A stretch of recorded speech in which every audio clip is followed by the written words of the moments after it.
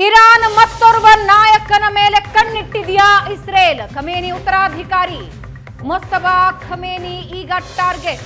Iran ಉತ್ತರಾಧಿಕಾರಿಯನ್ನ ಹೊಡೆದು ಹಾಕ್ತೀವಿ ಅಂತ ಇಸ್ರೇಲ್ ಹೇಳ್ತಾ ಇದೆ.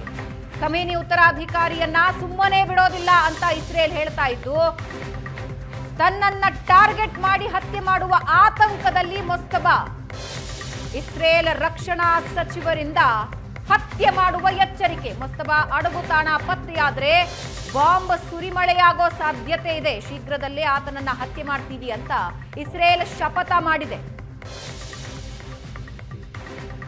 ಇಸ್ರೇಲ್ ರಕ್ಷಣಾ ಸಚಿವರು ಈ ಹತ್ಯೆಯ ಎಚ್ಚರಿಕೆ ಕೊಟ್ಟಿದ್ದಾರೆ.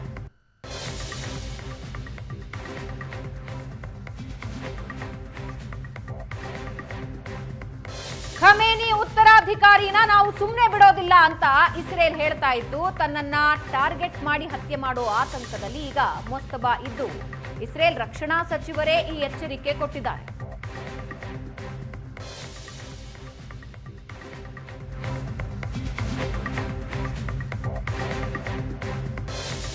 ಯುದ್ಧದಲ್ಲಿ ಇರಾನ್ ಸೇನೆಗೆ ಶುರುವಾಯಿತು ಹೊಸ ಆತಂಕ.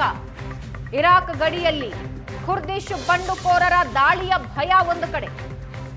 ಇರಾಕ್ ಗಡಿಯಲ್ಲಿ ಐಆರ್ಜಿಸಿ ಸೈನಿಕರ ಜಮಾವಣೆಯಾಗಿದೆ. ಯಾವುದೇ ಕ್ಷಣದಲ್ಲಿ ಗಡಿ ನುಸುಳಿ ದಾಳಿ ಮಾಡೋ ಆತಂಕ ಈಗ. ಇರಾಕ್ ಗಡಿಯಲ್ಲಿ ಬೀಡು ಬಿಟ್ಟಿದ್ದಾರೆ ಕುರ್ದಿಶ್ ರೆಬಲಿಯನ್ಸ್.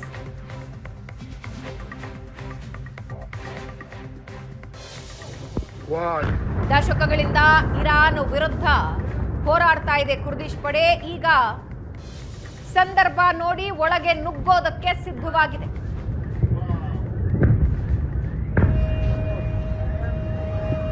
ಇರಾನ್ ಸೇನೆಗೆ ಇದೊಂದು ಹೊಸ ಆತಂಕ.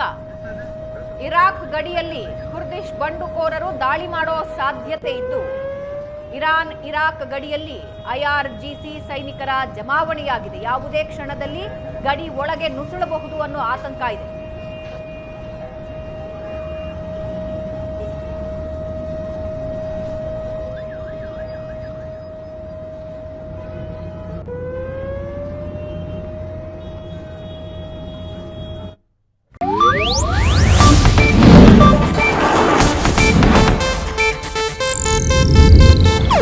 ಇದು ಏಷ್ಯಾನೆಟ್ ನ್ಯೂಸ್ ನೆಟ್ವರ್ಕ್ ಪ್ರಸ್ತುತಿ.